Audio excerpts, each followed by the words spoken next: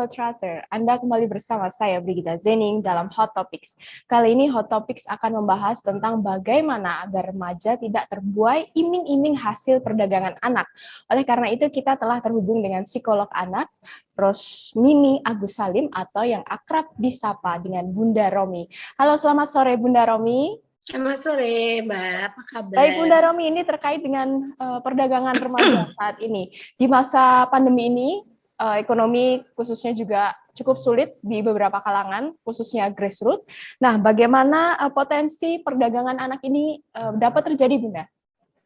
Oke.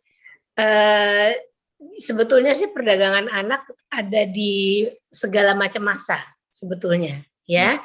Dan kalau namanya perdagangan, kadang-kadang sebetulnya belum tentu karena anak itu sendiri yang menghendaki, tetapi mungkin ada orang yang menggunakan akalnya untuk kemudian menipu anak-anak ini, kemudian akhirnya mereka terjeblos masuk suatu situasi di mana yang mereka tidak bisa keluar lagi gitu ya.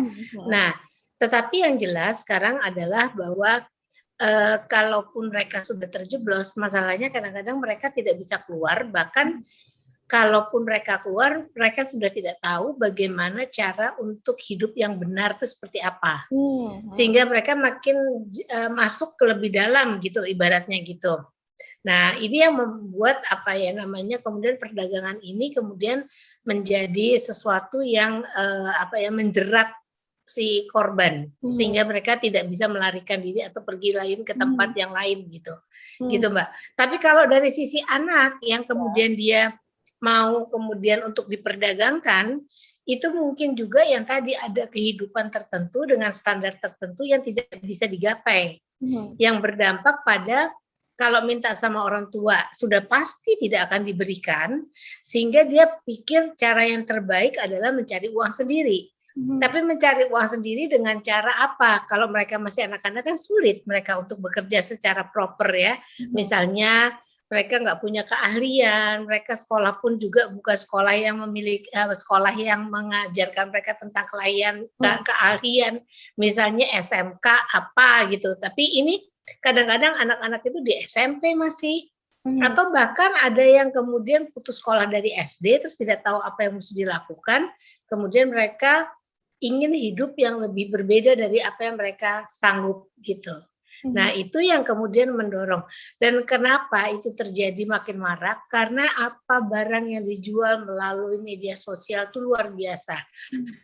Sosial media itu menjelaskan tentang aneka macam produk yang nggak diminta pun mereka tertampil, karena kalau mereka buka IG-nya, Facebook-nya, apa Telegramnya atau apa itu mereka kemudian bisa ngelihat itu semua, gitu Mbak. Jadi kondisi psikologis anak-anak ini cukup rawan ya, Bunda, untuk terjerat dalam perdagangan anak, khususnya dalam gaya hidup yang mungkin tidak bisa tergapai tadi. Iya, karena anak itu pengalaman hidupnya masih pendek. Dia tidak tahu bagaimana caranya untuk mengatasi masalah-masalahnya. Kalau dia kepingin, dia nggak punya uang, yang dia pikir cari uang yang gampang adalah apa? Lalu kemudian langsung masuk ke dunia yang itulah ya, yang tidak diharapkan. Lalu kemudian kalau kemudian dia lihat orang tuanya serba sulit segalanya, sementara temannya di sekolah semua berkelas, ada mereknya tasnya, ada apa, itu kemudian mendorong juga mereka. Jadi cara mereka berpikir sangatlah, karena remaja rata-rata itu tidaklah berpikir panjang. 5 menit saja ke depan dia nggak berpikir apa yang akan terjadi pada dirinya. Jadi ngambil tindakannya ibaratnya serabutan, ngaco, nekat, nah itu seperti itu. Yang terpikir adalah sekarang menyelesaikan solusinya, gitu Mbak. Jadi ini kan psikologis remaja khususnya yang biasanya terbuai dengan hasil dari perdagangan anak ini kan cukup istilahnya cukup mereka lagi mencari jati diri begitu Bunda. Bagaimana sih caranya mereka agar terhindar dari hal-hal tersebut? Apakah ada pengaruh dari lingkungan ataupun orang tua? Bagaimana seharusnya mereka bersikap? Oke, jadi gini, kalau kita lihat bahwa anak-anak ini kan betul memang nggak punya pengalaman. Lalu kemudian mereka mencari gambaran tentang dirinya itu juga dengan lihat apa yang ada di luar sana. Misalnya orang yang cantik itu harus putih, harus gini, harus gitu, harus glowing, harus apa gitu. Nah, itu menjadi takarannya. Sementara mereka sedang membentuk identitas diri itu memang dapatnya dari introspeksi dan umpan balik gitu. Pada waktu dia berdandan kemudian temannya mengatakan bahwa kamu oke, kamu cantik, kamu bagus dan sebagainya, membuat dia kemudian merasa bahwa oh ya, saya harus kayak seperti ini nih untuk membentuk identitas. Kemudian dia juga nggak tahu misalnya di sekolah prestasinya tidak setinggi dengan teman-temannya. Sehingga dia mencari jati dirinya dengan melihat oh saya dianggap teman-teman saya kalau ngikutin mode mereka. Jadi eksistensinya dia larikan ke sana.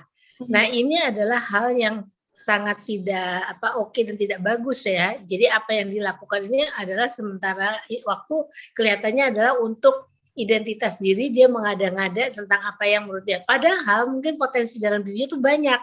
Bisa nyanyi, bisa ngomong sama orang, bagus, tapi nggak terlihat. Yang dia lihat adalah casing luar kadang-kadang gitu. Sehingga itu yang membuat dia kemudian mencari identitas diri dengan cara yang tidak baik gitu. Jadi bagaimana cara agar orang tua ini menuntun remaja supaya mengekspresikan diri mereka ke hal-hal yang positif, Bunda? Kan gini, orang tua itu wajibnya kan harus memberi masukan kepada anak, bilang mungkin kepada mereka bahwa nak, kamu itu pandai loh dalam hal misalnya berbicara dengan orang lain. Ada kemungkinan nih kemampuan komunikasi kamu bagus, walaupun prestasi di sekolah matematikanya nggak bagus, tidak bagus, tapi yang dinaikkan adalah kemampuan dia yang lain gitu. Nah, kalau orang tua bisa melakukan itu, mungkin saja anak juga tidak merasa bahwa dia bukan apa-apa nih kalau prestasi di sekolahnya jelek gitu. Jadi pembanding dia itu bukanlah harus ke orang lain, tapi dia harus melihat apa yang ada dalam dirinya. Dan itu peran serta lingkungan tuh besar sekali. Lingkungan itu misalnya apa? Yaitu orang tua, kakak adik, saudara-saudara dan sebagainya tuh besar sekali perannya. Saya sih berharap orang tuanya tuh lebih sadar untuk kemudian mengatakan, nak kemampuan kamu yang lain bagus, kamu tuh menggambarnya luar biasa gitu. Jadi hal itu yang akan membantu dia untuk kemudian, oh ya saya punya keahlian ini. Saya nggak berhasil dalam hal akademis, terutama misalnya matematika, fisika dan sebagainya. Tapi saya akan unggul di bidang yang lain. Gitu. Jadi Bunda, apa sih yang harus ditanamkan ini kepada orang tua dan kepada remaja agar bisa menemukan nilai-nilai positif dalam diri dan lingkungan? Itu yang namanya belajar untuk membuat konsep diri. Konsep diri itu gambaran orang tentang dirinya. Konsep diri itu didapat dari introspeksi dan umpan balik. Jadi misalnya gini, saya dapat nih potret tentang diri saya. Oh, saya ini orangnya adalah orangnya cerimis gitu. Nah, nanti kemudian ada lagi. Oh, saya orangnya nih kayaknya nggak sabaran, harus semua serba cepat. Oh, saya ini apa, saya apa. Nah, lalu potongan-potongan itu seperti puzzle. Nah, bagaimana saya melihat diri saya yang cerimis itu sesuatu yang positif atau negatif? Kalau saya melihat itu jadi sesuatu yang positif, nah maka kemungkinan itu menjadi sesuatu nilai yang luar biasa di dalam gambaran konsep diri saya. Terus kemudian yang lain-lainnya puzzle-nya dinilai seperti apa, positif atau negatif. Kalau semua yang ada di dalam gambaran itu banyak positifnya, itu nanti yang namanya harga diri atau self esteem-nya jadi bagus. Self esteem yang bagus akan membuat orang jadi percaya diri. Nah, itu yang kadang-kadang kita nggak belajar di sekolah. Guru ngelihatnya akademis, kadang-kadang nggak lihat potensi anak yang lain. Orang tua juga seperti itu. Padahal itu kan harus dari introspeksi. Kalau anak menilai dirinya, introspeksi kan dia menilai dirinya. Saya gini-gini, tapi terus dapat umpan balik. Enggak, nak, kamu tuh sebenarnya orangnya gini. Itu akan membantu dia menambah puzzle untuk membuat gambaran dia itu seperti apa. Gitu, Mbak. Bunda, ini di daerah juga banyak istilahnya shock culture di remaja-remaja. Nah, bagaimana para remaja ini harus membentengi diri dengan masuknya budaya-budaya luar dan tidak melupakan dengan budaya sendiri sehingga bisa tetap pada jalurnya, begitu Bunda? Gini, kalau kita mau membentengi, kita harus menanamkan dulu bahwa apa yang dia punya harus menjadi sesuatu yang berharga bagi dia. Jadi nggak mungkin kita bentengin kalau kita tidak melihat apa yang kita miliki itu jadi sesuatu yang berharga, bahwa saya nggak perlu beli produk luar negeri, tas sama celana sama sepatu atau apa tuh nggak perlu yang bermerek, justru yang unik yang misalnya batik atau apa yang kemudian dari dalam negeri misalnya kayak gitu. Itu dia harus bangga dulu dengan hal tersebut. Kalau dia tidak selalu kita katakan itu bagus nak, kamu out of the box loh, semua orang pakai apa, kamu beda sendiri. Nah, kalau kita membuat dia kemudian nyata dan merasakan bahwa oh yang saya miliki ini sesuatu yang precious, sesuatu yang betul-betul membuat saya kemudian jadi manusia yang dihargai oleh orang, kemudian different gitu ya. Lalu dia pasti tidak akan gampang sekali untuk kemudian terpengaruh untuk mengadaptasi apapun, apakah barang-barang, ke budaya tertentu, tarian tertentu gitu. Mungkin dia kembali ke tarian Jawa karena dia pikir orang menilai saya sesuatu yang berbeda karena saya menarikan tari Jawa, gitu. Sementara kalau saya nari yang lain, break dance atau apa, ya saya dilihat oke, tapi banyak yang udah pakai itu, mending saya pakai ini, jadi saya bisa memperlihatkan eksistensi saya gitu. Jadi bantu dia, anak ini dari kecil untuk memakai sesuatu yang menurut dia nyaman dan kemudian sesuatu yang nggak usah terlalu heboh dengan merek dan sebagainya. Sehingga kita akan melihat bahwa oh ya dia bangga dengan apa yang dia pakai gitu atau apa yang dia lakukan. Misalnya nggak usah belajar bela diri, taekwondo atau apa yang dari luar. Mungkin dia cukup dengan pencak silat atau apa yang memang dari dalam negeri gitu. Nah itu kan juga menambah sesuatu hal yang membuat anak itu merasa saya nggak mau itu karena saya merasa ini udah lebih nyaman gitu Mbak. Jadi intinya kan agar tidak terjerumus dalam perdagangan anak dengan iming-iming hasil dari perdagangan anak ini kan berarti para remaja harus sadar diri dengan kondisinya, dengan potensinya dalam dirinya sendiri, begitu Bunda? Iya, dan juga kalau menurut saya, kalau keluarga itu orang yang paling dekat. Pada waktu usia awal anak berkembang, itu informasi, nilai, moral, dan sebagainya yang ditanamkan itu dari pihak keluarga. Jadi apa yang dianut itu nanti jadi sama dengan keluarga. Nah itu harus kental dulu. Lalu kan nanti dia sekolah umur 5 tahun, 6 tahun dia punya masuk TK, SD, SMP. Nah itu mulai dia bergaul gitu. Tapi kalau yang kita tanamkan kalau di perkembangan psikologi perkembangan kita itu kita kenal yang namanya golden age. Jadi menanamkan itu pada masa dini sehingga pada waktunya dia merasa sudah mantap. Nah sehingga kalau nanti di luar sana dia ada misalnya moral udah ditanamkan sejak usia dini. Moral itu kemampuan manusia membedakan baik dan buruk ya. Lalu kalau udah ketemu dengan teman diajak misalnya ngambil makanan orang lain atau apa dia pasti akan bilang nggak mau aku punya makanan sendiri gitu. Dia nggak merasa aneh tapi dia merasa bisa cukup baik menjawab temannya. Dan itu kalau menurut saya makanya dari lingkungan yang pertama kali dikenali oleh anak itu harus memberikan contoh, masukan-masukan yang bagus gitu. Bunda, kita sudah berbicara tentang bagaimana cara pencegahan agar remaja tidak menjurus ke hal-hal negatif, ke hal-hal yang berbau dengan perdagangan anak, atau cara untuk menikmati gaya hidup dengan cara yang instan. Nah, sekarang Bunda, bagaimana sih dampak psikologis jika perdagangan anak terjadi, khususnya pada korban, Bunda?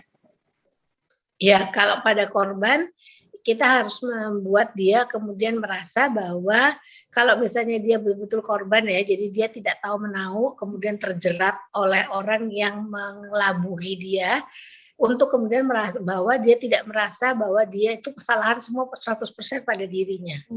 Ya, lalu kemudian kita mengajarkan juga kepada dia, karena kalau udah sampai perdagangan seperti itu kan bisa berdampak macam-macam. Pertama, dia sudah tidak suci lagi dan sebagainya. Dan itu yang harus kita ajarkan kepada dia bahwa di dalam hidup ada banyak hal yang masih kita katakan utama. Tidak selalu hanya itu. Misalnya kalau pada wanita.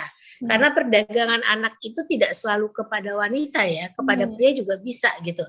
Jadi kita menanamkan kepada dia bahwa apa yang dia alami tetapi kamu masih punya bisa ke depan tuh bisa punya kehidupan yang beda loh. Jadi jangan takut gitu. Itu yang mesti kita tanamkan ke dia. Lalu juga kita ajarkan tentang bagaimana caranya, kan lukanya kita nggak tahu. Seberapa besar luka yang ada dalam dirinya. Sebetulnya kalau yang kasus-kasus seperti ini, Mbak, ada baiknya untuk dibawa ke ahli, untuk healing prosesnya, treatmentnya, supaya dia melewati masa sulitnya itu. Kalau kita misalnya mau tahu tentang siapa pelakunya dan setiap kali dia ditanyakan tentang hal yang sama, berdampak kepada apa? Dia lama-lama, aduh ini kok kayaknya nggak habis-habis ya. Itu ibaratnya kalau kita punya koreng, kita digaruk-garuk terus, jadi akhirnya berdarah terus. Jadi nggak pernah akan healing. Dan sementara lukanya kalau di dalam diri, itu udah nggak bisa kelihatan. Kalau luka yang di luar, misalnya mohon maaf di anusnya, atau di vaginanya, atau di penisnya, itu masih bisa kita lihat dan kita obati.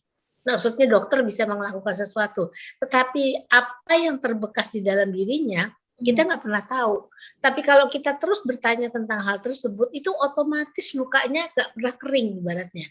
Itu akan terus.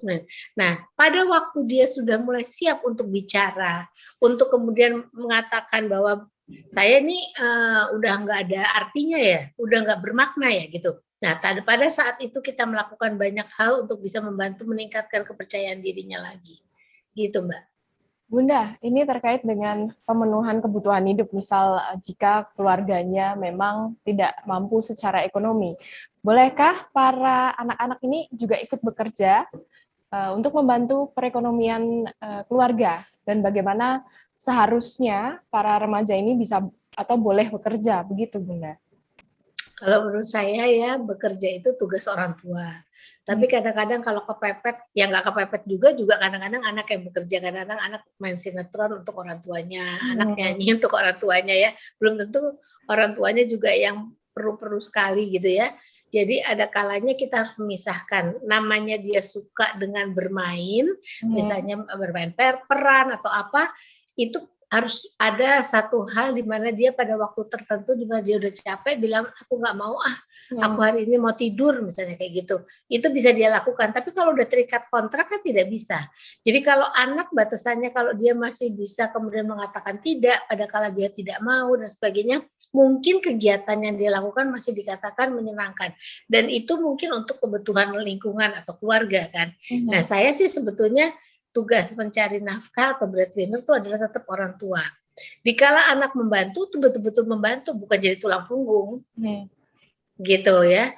Nah, ini kita bicara pada saat kita mengatakan bahwa semua pada situasi yang oke banget. Situasi pandemi ini merubah segalanya. Ya, merubah segalanya. Banyak orang yang kehilangan pekerjaan, banyak orang yang sosial ekonominya jadi tidak baik, ya sehingga kemudian dilakukan segala cara sampai anak banyak yang putus sekolah juga. Kita nggak boleh menutup kemungkinan bahwa anak yang putus sekolah terus kemudian mau ngapain? Ya terpaksa mereka misalnya di rumah bantu orang tuanya apa dan sebagainya. Nah, asal selama tidak jadi tulang punggung, maka kebebasan dia sebagai anak itu masih bisa diterima gitu. Jadi moral para remaja dan anak-anak ini perlu ditumbuhkan dari lingkungan terkecil di keluarga dan juga dipengaruhi dengan lingkungan sekitar, begitu ya Bunda ya, agar tidak terpengaruh ke hal-hal yang negatif dan bisa mengembangkan diri ke arah yang lebih positif. Begitu Bunda, betul? Ya, significant others-nya harus berperan. Perangkat lingkungan yang harus berperan. Jadi ada guru, ada tetangga. Ini kalau ada teori namanya Bronfenbrenner tuh paling kecil tuh adalah keluarga, lalu kemudian tetangga, lalu rukun warga dan sebagainya. Akhirnya namanya pemerintah, atau negara. Nah itu kan semua harus ikut andil, gitu ya. Tentang trafficking, tentang apa penjualan anak atau apa namanya, itu harus ada aturannya sampai ke tingkat negara. Kalau di tingkat yang paling kecil apa? Tetangga lihat ada anak kok dicolok, ditarik sama orang atau dibawa dengan paksa oleh orang. Itu harus menimbulkan satu rasa di mana kita kayaknya dia nggak bener deh, kita harus lapor. Tapi kadang-kadang ada orang yang gini, daripada ribet nanti ikut ditanya-tanya sama polisi ya lebih baik diam aja. Jadi semua itu harus jadi satu gitu. Bahwa itu memang hal sesuatu yang tidak benar dan itu dikaitkan dengan moral itu sesuatu yang tidak baik gitu Mbak. Berarti semuanya harus berani speak up ya Bunda ya, mulai dari anaknya, remaja, orang tua maupun tetangga, seperti itu? Iya. Betul Mbak. Oke, baik. Terima kasih Bunda Romi atas waktunya dalam perbincangan di hari ini mengenai bagaimana agar cara remaja terhindar dari buai dan iming-iming hasil dari perdagangan anak. Selamat sore Bunda Romi, terima kasih. Sehat selalu. Selamat sore, makasih. Baik, Solo Trusters, demikian perbincangan kami dengan Bunda Romi. Terus perbarui informasi terbaru Anda di solotrust.com. Saya Brigita Zening, sampai jumpa.